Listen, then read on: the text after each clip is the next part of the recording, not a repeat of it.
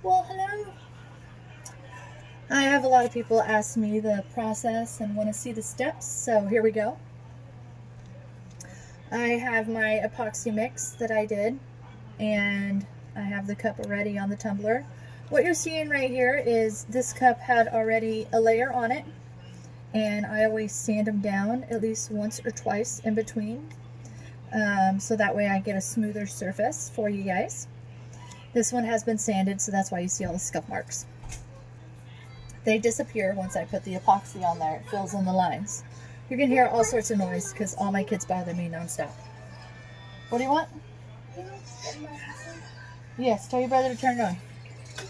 So, I'm gloved up on one hand. I do all this manual. I've tried to use sponges or brushes like some others do, and I don't like how it works. I feel that using your hand, you have better control. So I just start pouring it on. And what I do is I'm holding it with my finger to guide it around the cup, dropping a little bit more at a time, so that way it goes all the way around. And then I'm just rubbing it in.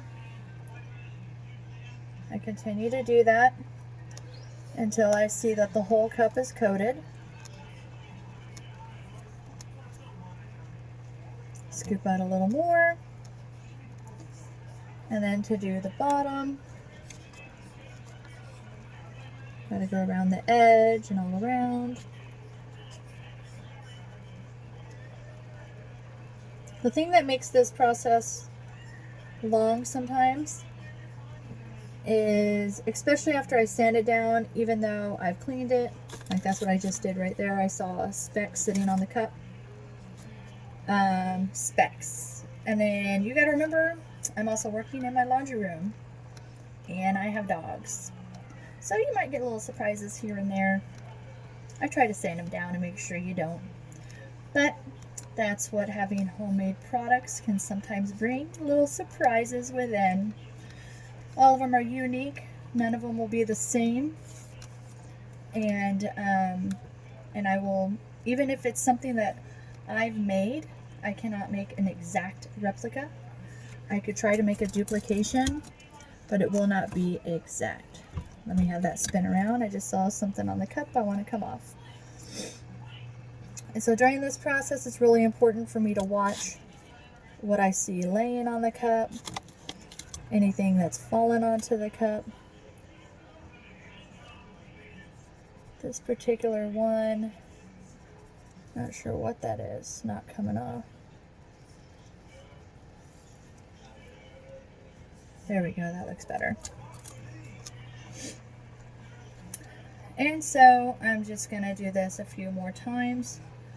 Smooth out, check for any imperfections that I see due to particles from, sometimes it is from the vinyl itself.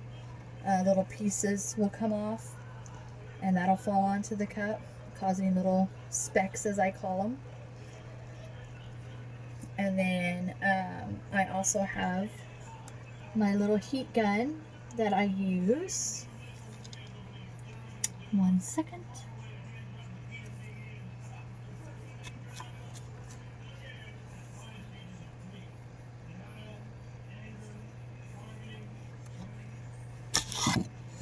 Here is my heat gun.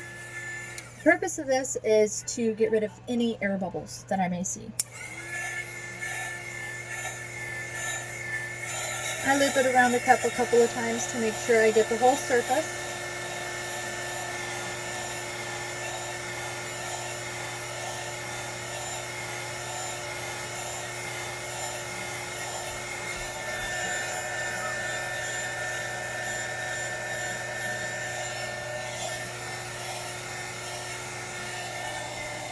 I haven't done this other cup that's on the spinner yet because I jumped to the video.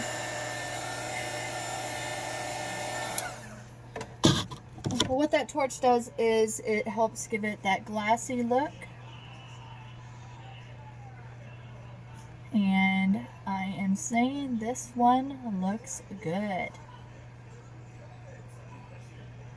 So now I'm going to glitter some cups and show you that process.